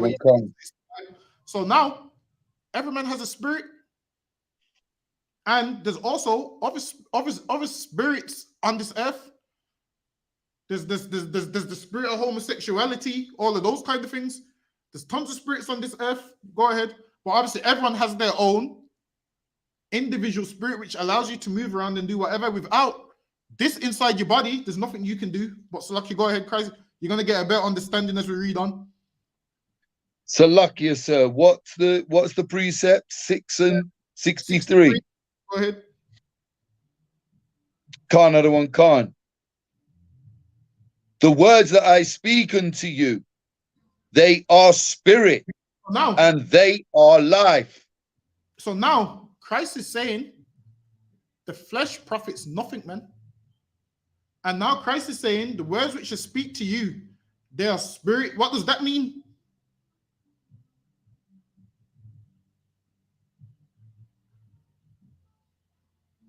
Salakia, sir, what's the question, sir? So now read the part where Christ said, read verse 63 again. Another one can't. It is the spirit that quickeneth, the flesh profiteth nothing. The words that I speak unto you, they are spirit and they are life. I said the words that I speak unto you, they are spirit. What does that mean? I would have said without that vibe, you're a walking corpse. In short, so now when Christ said the words of spirit, remember, Christ said the spirit quickeneth, meaning the spirit makes you alive. And Christ said, these words which I speak to you, they are spirit, which means Christ was giving them the truth. Christ is letting them know this truth makes you alive.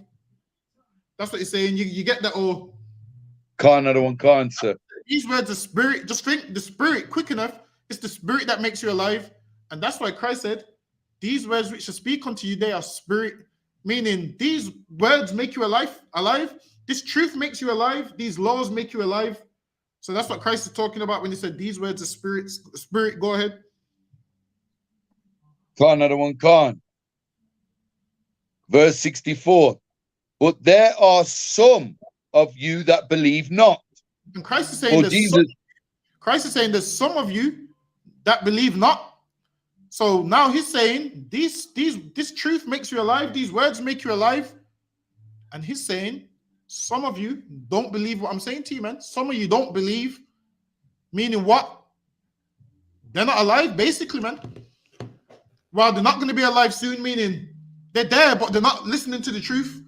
These words is spirit, meaning what? Don't eat pork. That's what it says. The law is spiritual. Don't eat pork. All these things make you alive. If you're not doing these things, you're dead, man. And this is why Christ is saying, look, man, you want to live. You better take heed to these words that I'm saying. The spirit, these words which to speak unto your spirit. Go ahead. Khan, another one, Khan. For Jesus knew from them, Salakia, for Jesus knew from the beginning who they were that believed not, and who should betray him. And he knew. Some of them believe not, man. He's breaking it down. He knew some of them believe not, and most of them didn't understand. They didn't understand what he was saying. So what did they do? They left the truth, man, because they didn't believe. Now, if you believe in something, you're going to stay even if you don't understand, man. That's my whole point of getting this precept. Even if you don't understand something, you're going to stay. So, Lucky, go ahead. Khan, another one, Khan.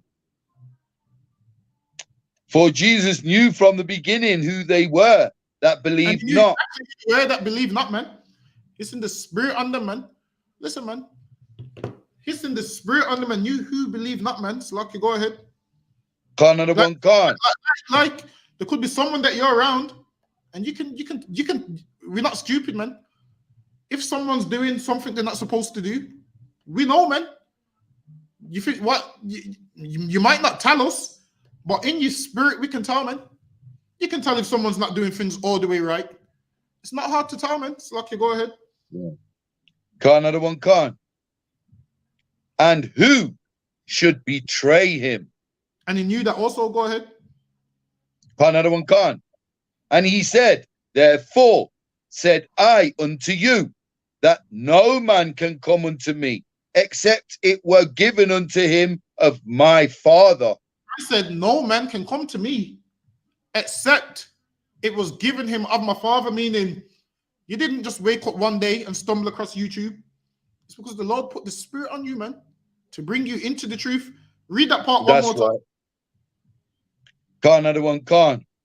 Therefore said I unto you, that no man can come unto me, except it were given unto him of my Father.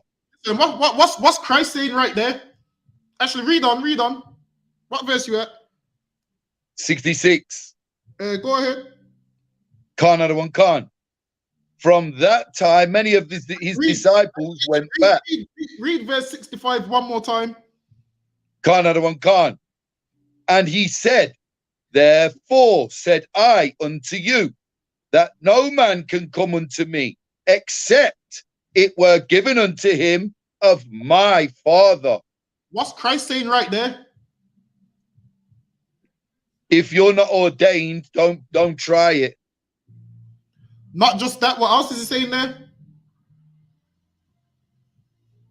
Therefore said I unto you, that no man can come unto me, except it were given unto him. Therefore said I unto you, that no man can come unto me, except it were given unto him of the Father. What's Christ saying right there? The Spirit.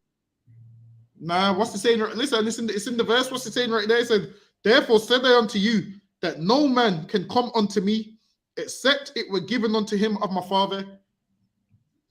Oh, the apostles, no man can come around me and learn this truth if you're not ordained, if it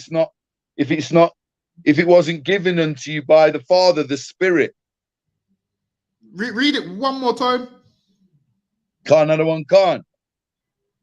And he said, therefore said I unto you, that no man can come unto me, except it were given unto him of my Father. What Christ is saying is, no man can come unto me except if it was given by my Father. What Christ is saying is, you can only follow me if God's with you, and if you're not following me, God ain't with you, man. Christ is saying the same thing that we say every single day, man. If you're not in the ISUPK, you're not in the truth, man. That's what Christ is saying right there. Read that verse one more time. Salakia, sir, I'm sure I just said that. Did you? I didn't hear. Maybe my hearing in my old age must be letting me down. So my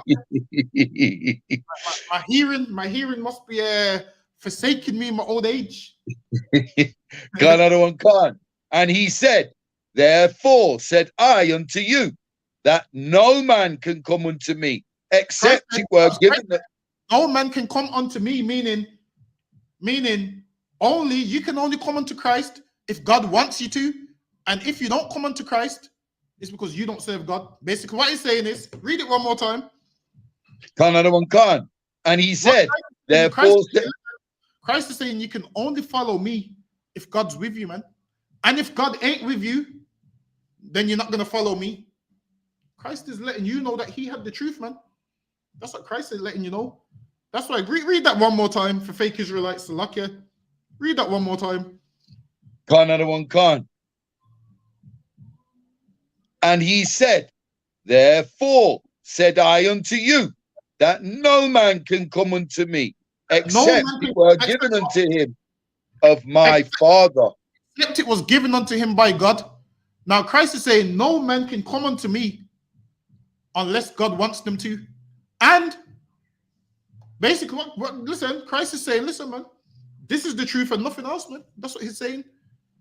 That's what he's saying, man. People make it like, yeah, we've coined these terms and we made them up. Read that one more time for the fake Israelites in the back, Salakia. Another one can't. And he said, therefore said I unto you, that no man can come unto me, except it were given unto him of my Father. Christ is saying, you can't come unto me unless God's with you. That's what Christ is saying, man. He's letting those people know, you can't come unto me because God's not with you, man. That's what he's letting them know. He's letting them know, you ain't following me because God ain't with you. That's right. He didn't say everybody can do their own thing. Read that one more time. So like Christ said, you can only come to me if God's with you. And if God ain't with you, then you ain't going to come to me because God ain't with you. Christ is saying he's got the truth. And if you don't follow him, God ain't with you, man. That's what Christ is letting them know. Christ is letting them men know that was there that didn't believe. Because they're thinking, okay, we're serving God, but we're just not following you. Christ is letting them know, well, if you ain't following me, you're not serving God. Because the people that God wants to serve him, they have to follow me. And if they don't follow me, then they're not serving God. Christ is saying what we say, if you're not in the ISUPK, you're not in the truth, man. It's that simple. Christ was saying these same things that we be saying, man. He didn't say everybody can teach their own thing. He didn't say everybody can teach their own thing and everybody can go do what they want and all of those kind of things. He said, listen, man, he's letting them know, listen, man, this is bigger than you. If God is with you, then you will follow me. If God ain't with you, then you're not going to follow me. And he's letting them know, because you're not following me, God is not with you, man. Because you're not following me, you're not in the truth. That's what he's letting them know, man. And we have to let Black and Hispanic people know this every single day. That if you're not in the ISUPK, you're not in the truth, man. That's right. Every single day, man. This ain't my words. This is what's in the Bible. So like you read on. Another one can't. And he said, therefore said I unto you, that no man can come unto me, except it were given unto him of my Father. And he's saying, if God is with you, then you will come unto me. And if God ain't with you, you're not going to come unto me. And if you're not up in here, man, so luck, the Lord ain't with you, man. It's that plain and simple, man. Go ahead. Another one can't. And if God was with you, guess what? You would be in here. And if God was with these men back here, they would have followed Christ. But the Lord wasn't with them. And they didn't follow Christ. Go ahead. Another one can't. From that time, many of his disciples went back and walked no more with him. And now, because they didn't understand what he was talking about previously, many of his disciples turned back and no longer walked with him, man. Meaning they did what? They left, man. Go ahead. Salakia, sir, if I may. Go ahead. How many followers, how many disciples were there before it was branched down to 12 apostles? It doesn't give you a number, but you'll read throughout the Bible that loads of people followed him. You'll see that loads of people followed him. You see when Christ fed all them men, tons of people was following him. But Salakia, sir, and did they all drop off until there was just 12? So what it is, you have some people who support the truth, but they don't roll with you like that. So then there would have been people that supported the truth, but there wasn't his right-hand men like that. But all of his disciples here, all of these ones left, and then he was left with the 12. So Salakia, sir, if I may, could we count Nicodemus in as one as them? No, because Christ's disciples, the 12, they're named in the Bible, and Nicodemus ain't named amongst the 12.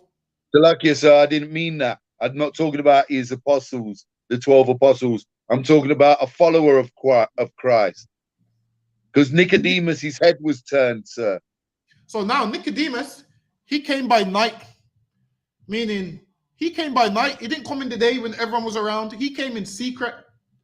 So now, was Nicodemus in the truth? Who knows? But I don't see him listed with the 12 disciples. But did he follow Christ in the end? I don't know what happened after that chapter with Nicodemus. I don't know what happened with him after that chapter. Salakia, go ahead. Yeah, Salakia, sir. The story of Nicodemus fascinates me. I often wonder that. I often wonder that, sir. You wondered what if he came into the truth? Yeah, can't. Well, I think I haven't read it. I would need to see a precept, but I ain't read that.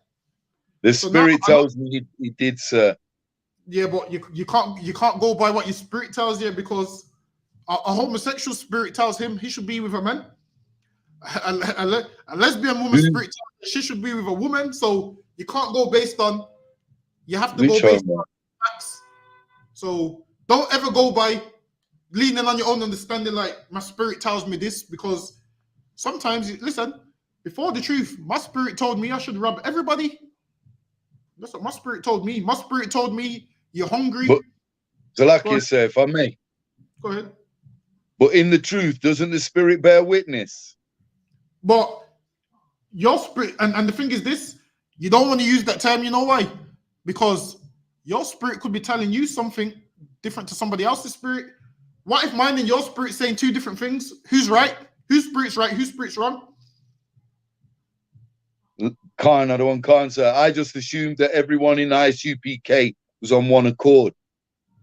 And what makes us on one accord? Because we've learned the teachings we've learned from the top is filtered down through all of us. This is what makes us on one accord. That's what makes us on one accord. If I could, let me get a precept. Let me get a precept on it real quick. Hold on. Let me see which one I want. Get me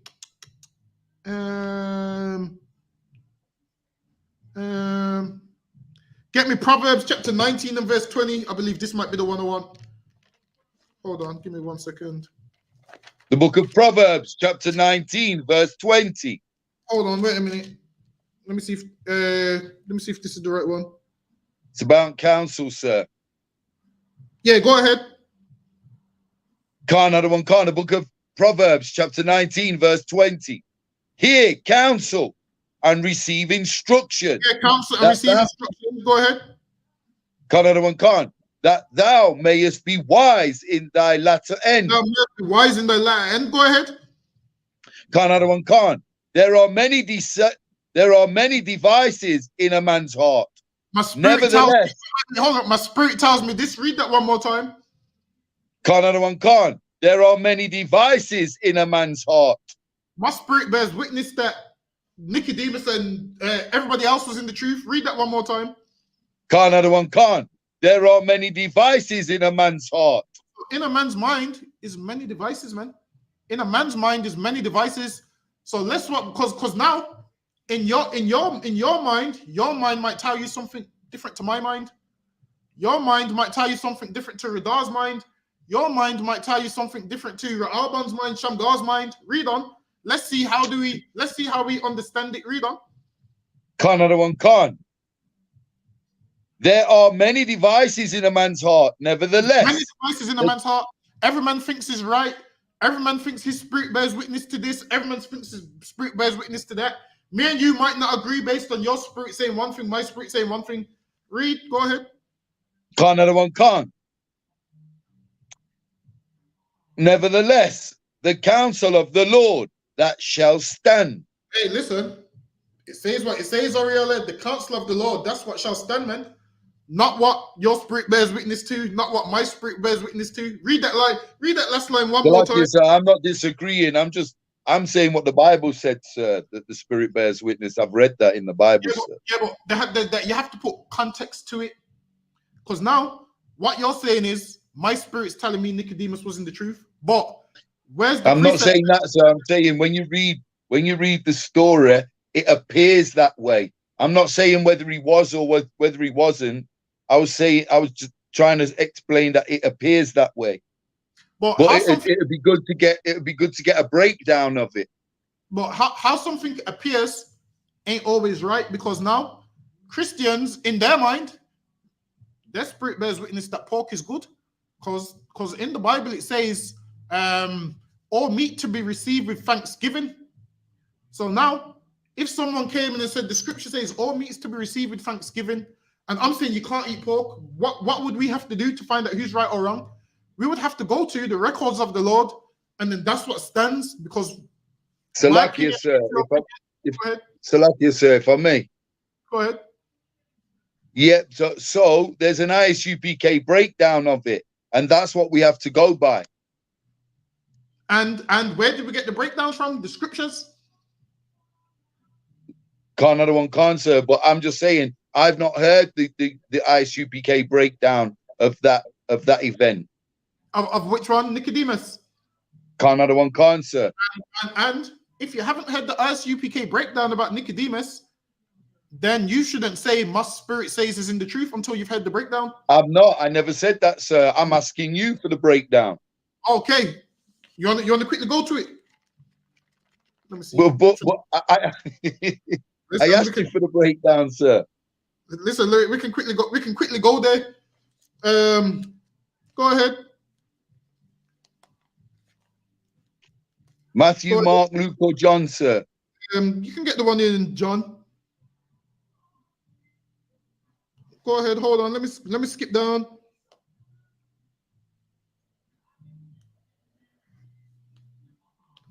So now, what verse do you want? So now, what's the precept, sir? What's the precept? In John 3, Nicodemus, he was just a ruler of the Jews. Nicodemus was a ruler of the Jews, and he came to Christ by night. So why did he come by night? So none of his followers would see him. That don't sound like a man in the truth to me. No, we know he was praying, sir.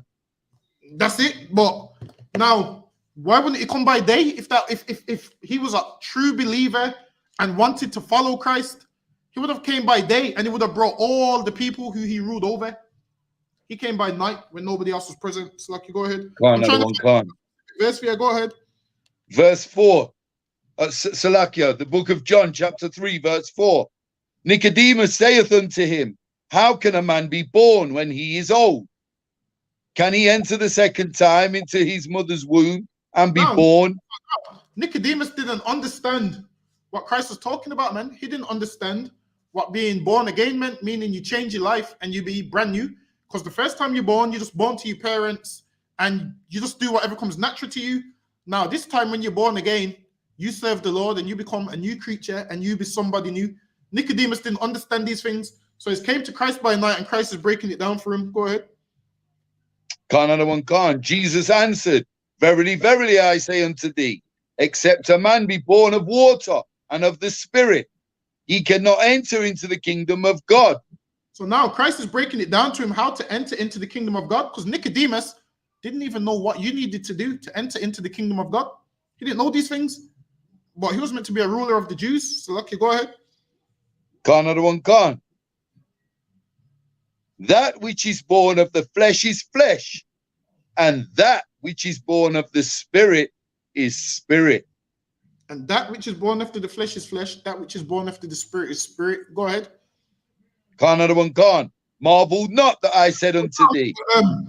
Obviously, for time's sake, read on and stop at the part where Nicodemus decides he wants to follow Christ. Let's see if there's a part in there where Nicodemus follows Christ. Go ahead. Marvel not that I said unto thee. So for time's sake, it's not in there. So now Christ is just breaking it down to Nicodemus. So now Christ is breaking it down to Nicodemus. The last thing Nicodemus here, it says, Nicodemus answered and said unto him, how can these things be? Yahushua answered and said unto him, art thou a master of Israel and knoweth not these things?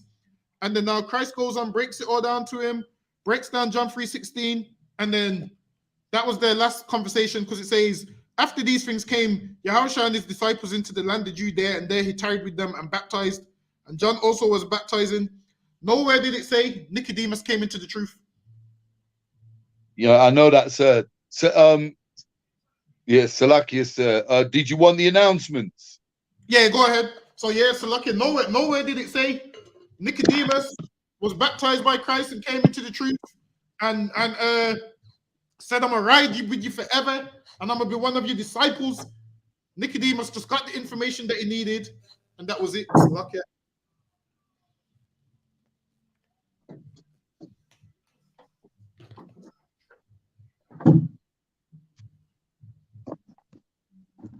All right, that brings us to the end of the class. Clap it up. We'll be here tomorrow with Officer Karofia.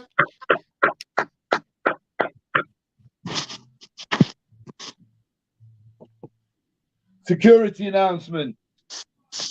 We are the ISUPK, started out of 1 West, 125th Street, Harlem, New York. Rule for a new brother and sister. When a new brother or sister comes into the school, they are off limits for 6 months. They are to be saluted only. They are here to shed themselves of the world. If they need transportation, the teacher will arrange it. After 6 months, if a brother or sister has an interest in a particular person, he or she must get permission from the head to speak to a brother or sister. There is another 6 months in which the brother and sister shall court each other. After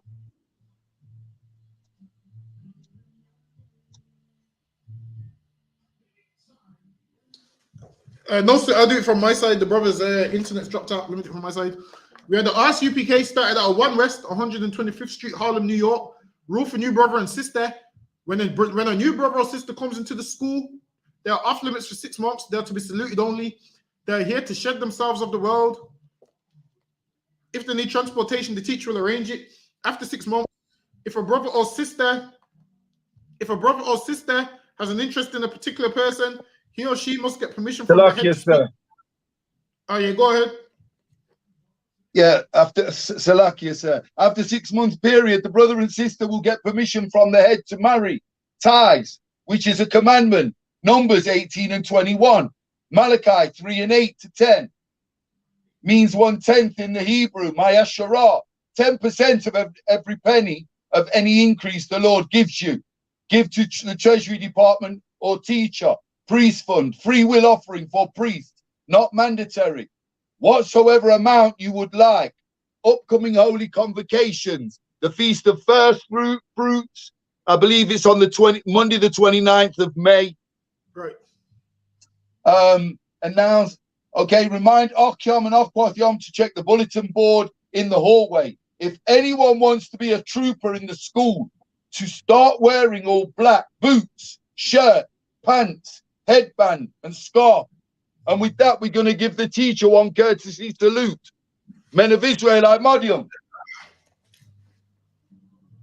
I Modium Shabbat.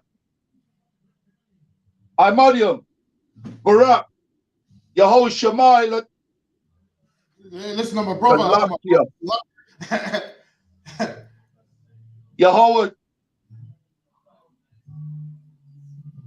Yahweh Hashem Yoshabra Kafam. Yahweh Hashem Yoshabra Kadah. Salakia, sir. I thought I was talking to the sisters. Yad Yamata. Salakia, Class dismissed. You should know you ain't talking to no sister. Salakia, sir. Salakia, sir. They don't get no more masculine than me. You know what I mean? Salakia, sir. I got it twisted. All right, then. For water again, Ariella. For water, I appreciate it. All right, then. Shalom, Israel. We'll be here tomorrow with Officer Karofia for the scripture breakdown class. Shalom, Lord in Christ.